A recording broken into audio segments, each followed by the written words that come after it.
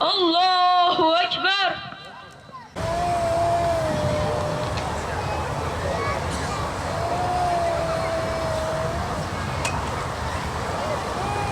Euzubillahimineşşeytanirracim.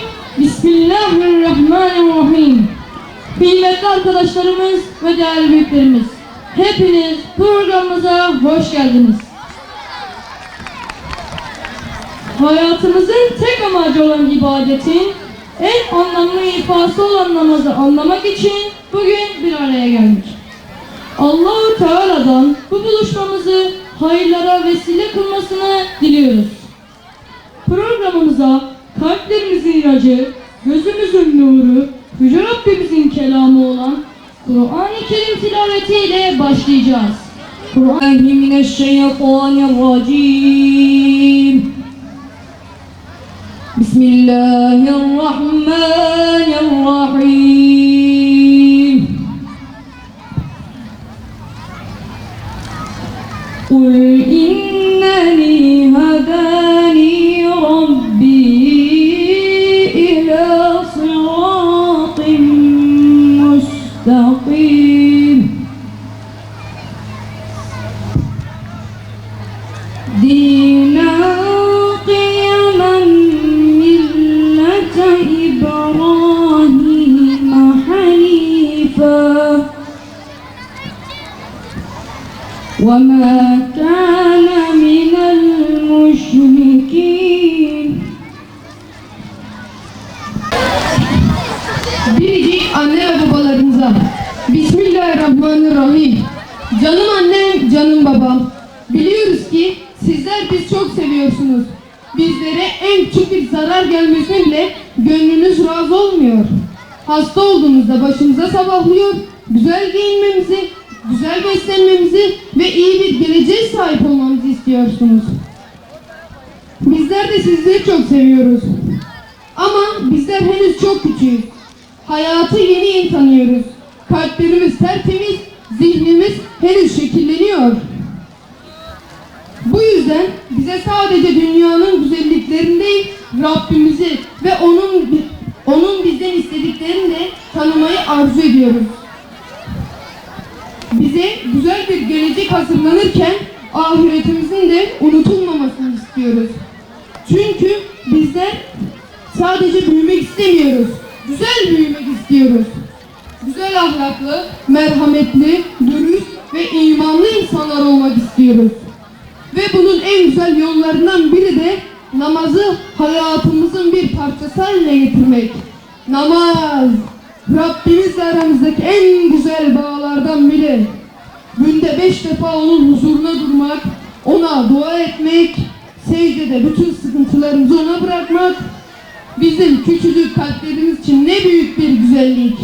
Bazen oyunlara dalıyoruz, bazen telefonların ve tabletlerin dünyasında kayboluyoruz. Ama kalbimizin de ilgiye, sevgiye ve maneviyata ihtiyacı var. Namazı tanıdıkça onun kalplerimize huzur veren güzelliğini hissedelim. Seccadeye her durduğumuzda Rabbimize yönelmenin ve ona dua etmenin mutluluğunu yaşayalım. Canım annem, canım babam, belki bir gün doktor olacağız, belki mühendis, öğretmen veya başka bir meslek sahibi. Ama bütün bunlardan önce iyi bir kul olmayı öğrenmeye ihtiyacımız var. Dertlerimiz, geleceğimiz ve mesleğimiz elbette önemli. Ama namazımız da önemli, ahlakımız da önemli, imanımız da önemli. Çünkü dünya hayatı ne kadar uzun görünürse görünsün bir gün sona erecek. Asıl yolculuk ise ahirete. Anneciğim, babacığım, biz sizleri çok seviyoruz. Bizim için kurduğunuz güzel gelecek hayallerini namazın güzelliğini ekleyelim. Çünkü hayat namazla güzeldir. Allah'ım bizi namazını dosdoğru kılan kullarından eyle. Bizleri ve anne babalarımızı cennetinde buluştur. Sizleri çok ama çok seven evlatlarınız.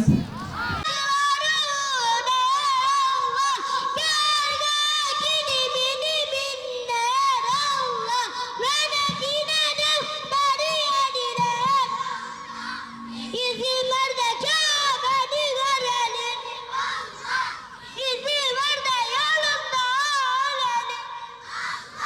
Gösterdim habibini görelim. İzin ver de yolunda ölelim. Namaz, oruç, şehadettir. Hayat namazla güzeldir. Kıl sen 5 vakit namazı, zikir, dua ve niyazı. Allah olur senden razı. Hayat namazla güzeldir. Ezanı duydum, camiye koştum. Yüreğim imanla doldum. Namaz en büyük nimettir. Hayat namazla güzeldir. Ey Müslüman, uyanık ol. Cehennem çok acı ve zor. Namaz kılan cennettedir. Hayat namazla güzeldir. Hayat namazla güzeldir. Yüce Yaradan'ın emridir bizlere.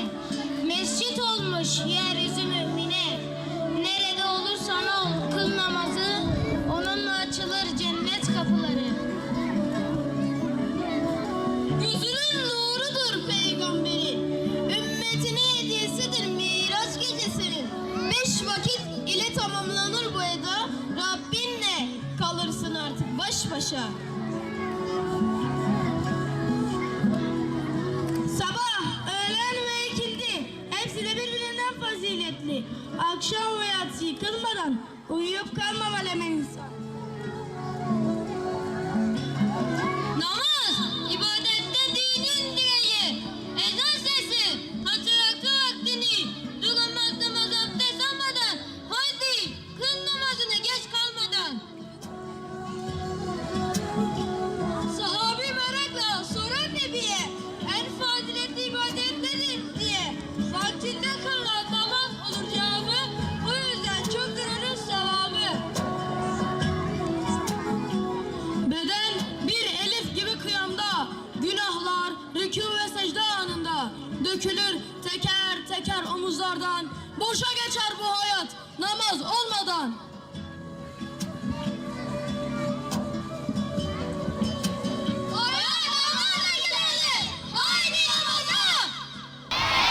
Hayat namazla güzeldir. Hep beraber hayat. Hayat. Aferin size. Çocuklar, size bir hikaye anlatarak başlamak istiyorum.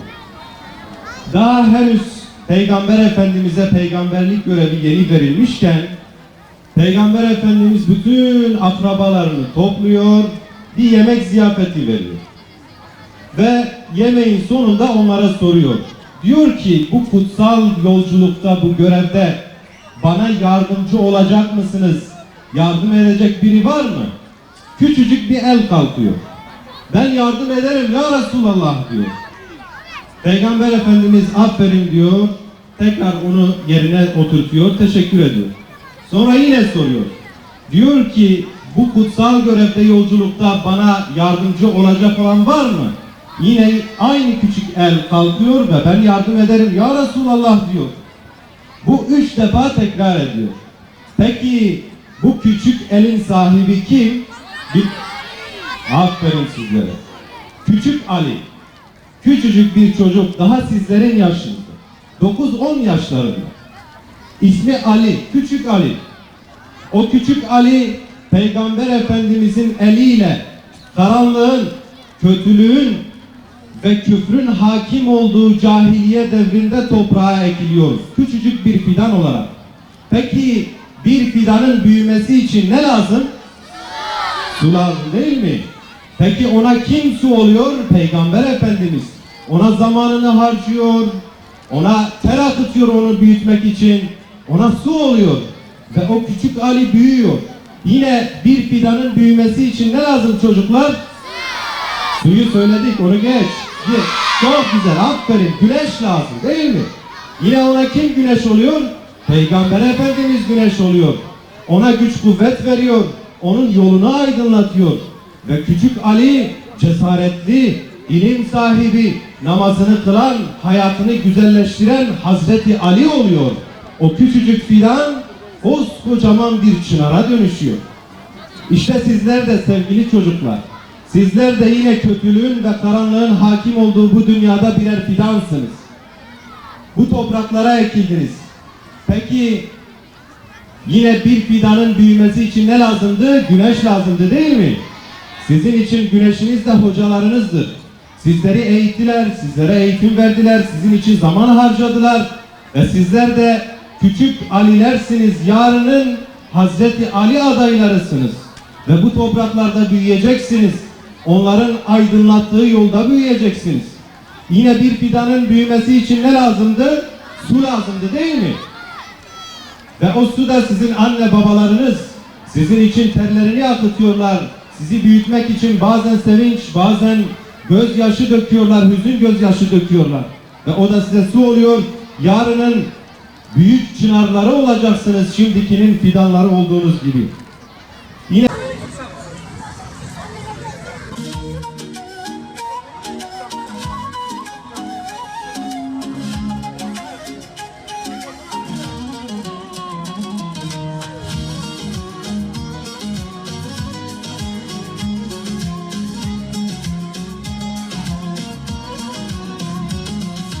Ezan sesi gelince, içim dolar sevince, güzelce bir abdest al, misler gibi temiz kal.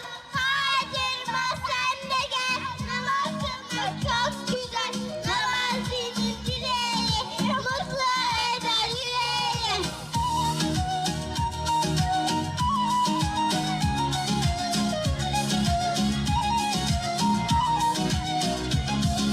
Tekrar temiz sererim, Allahu Ekber derim. Rükû secde ederek Rabbime şükrederim. Hardırma sen de gel, namaz kılmak çok güzel. Namaz dinin direği, mutlu eder yüreği.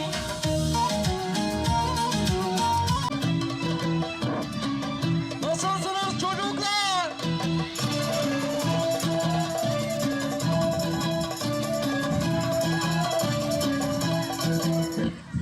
Of of!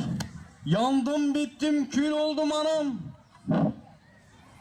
Oo hay hak! Selamun aleyküm çocuklar!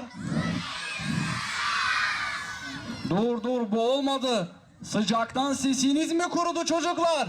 Daha gür, daha canlı. Selamun aleyküm. Oo maşallah maşallah. Ne güzel bir Urfa günü. Ne güzel bir park burası. Ama misafirlerimiz daha güzel. Şu güzel ve tatlı çocukları görünce gönlüm şenlendi. Bütün dertlerimi bu sıcağa unuttum valla. Siz de beni gördüğünüze sevindiniz mi çocuklar? Peki beni tanıyor musunuz? Şöyle bir ismini söyleyin bakalım. Evet, bendeniz Hacivat. Hoş geldiniz. Sefalar getirdiniz. Nasılsınız? İyi misiniz çocuklar? Biz de iyiyiz, biz de. Sahi bizim bir kara gözümüz vardı değil mi? O zaman onu çağıralım da bir gelsin. Hazır mısınız? Maşallah. Kara gözüm, iki gözüm neredesin? Gel biraz da serinleyelim. Ay anam. Ne oldu yahu? Ay. Patlam. Yukarıdan yağmur mu yağıyor ne? Yağmur yağdı yağmur. Koş şemsiye getir Hacivat. İlahi kara gözüm. Her yerim sırılsıklam oldu. Elbiselerim akvaryuma döndü. İçinde balıklar yüzecek şimdi. Ya Hacı Cavcav gel beni serinlet demedin mi? Al işte serinlettim seni. Vay vay vay vay vay vay. Aman Karagöz'üm, ben gel sohbet edelim, serinleyelim manasında dedim. Hele şuraya gel de iki lafın belini kıralım. Sen gör gününü.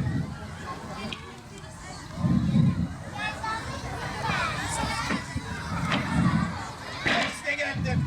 Hoş geldin Karagöz'üm. Nasılsın? İyi misin? Burnunu sinekler yesin. Vız vız vız. Aman Karagöz'üm. Havalar nasıl? İyi mi? İyi afiyetteler. Senin alaladın nasıl? Ne havası Karagöz'üm? Havaları soruyorum, havaları. Havalar nasıl? He, sen Havva teyzemi soruyorsun. Ne yapsın işte kadıncağız? Yaşlılık, hastalık. Yahu ne Havva teyzesi Karagöz'üm? Onu sormuyorum. Anlaşılan senin sıcaktan beynin közlenmiş balcana dönmüş. Ne dediğini bilmiyorsun. Hem o arkandaki de ne? Bana mı getirdin? Evet Hacivat, sana getirdim. Al işte. Tatlısı bana, acısı sana. Aman Karagöz'üm, biberlerden bir demet yapmışsın, tatlısı bana, acısı sana diyorsun. İsot bunlar yahu isot. Bundan acı olur mu? Vallahi bizde Hacivat böyle. Biz reçelimizi bile isotla yaparız. Ha istemem dersen, vallahi çocuklara bayram şekeri diye dağıtırım.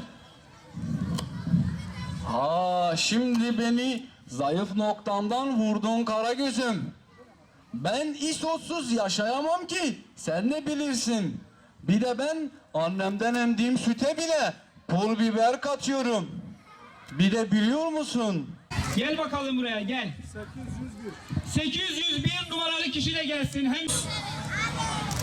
Evet, değerli başkanımıza da teşekkür ediyoruz.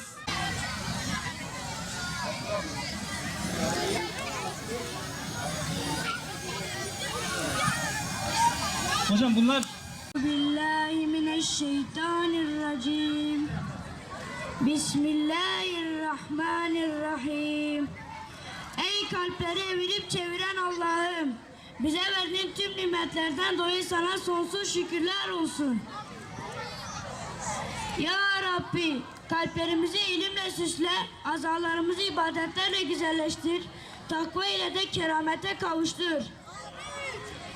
Ey Rabbimiz, sizin en hayırlılarınız Kur'an'ı öğrenen ve öğretenlerinizdir diye buyuran Peygamberimizin hadisindeki hayırlı olan zümreden eyle bizleri. Allah'ım, ümmetin geleceği olan tüm çocuklara hakkıyla namaz kılmayı nasip eyle. Allah'ım, Kur'an okuyuşumuzu güzelleştir, namazlarımızı kabul eyle. Ya Rabbi, bizleri camiye, Kur'an kurslarına gönderen ailelerimizi, bize Rabbimizin emri olan namaz kılmayı, Rabbimizin kelamı olan Kur'an okumayı öğreten hocalarımıza yardım eyle. amin. Onlara merhamet et. Amin.